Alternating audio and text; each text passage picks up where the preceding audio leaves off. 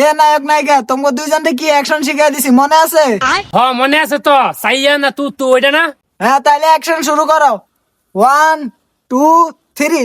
सैया न तू बदला नहीं है वो सम न हो तो गंग बनाए।